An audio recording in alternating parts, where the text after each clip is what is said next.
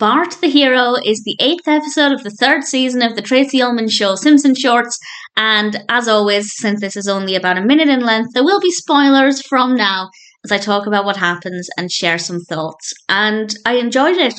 I thought it was a fun narrative, well executed. It's a little bit strange seeing Bart going to buy candy from a store other than the Quickie Mart, but it's still good fun. Bart goes to buy some candy, and while he's there, a burglar is actually behind the till, and the shopkeeper is actually tied up, and Bart gets kicked out of the store by the burglar, and as the burglar is coming out with a bag of money, he bumps into Bart and they both fall down, and the police come along at the right moment. The police officer looks and sounds quite a lot like Homer, and the newscaster also has a fairly similar appearance to Homer. Well, maybe not so much, but certainly I feel like there's not as much variety in the character designs in the classic shorts compared with the main series. Not a criticism, just an observation.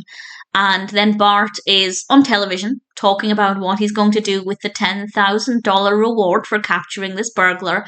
And he says he'd rather have the payment in candy bars instead. And we see Homer watching at home, and needless to say, Homer's not very happy about this. It's a fun little story, a nice little self-contained narrative. I like the design of the candy store. I thought it looked pretty good. Definitely is strange seeing Bart buying food from somewhere other than the Quickie Mart, but it still worked really well. And I like the fact as well that Bart technically didn't do anything to stop the burglar. He was simply standing outside the door and got in the way of the burglar just as the police were arriving. But I think that actually works really well for the narrative.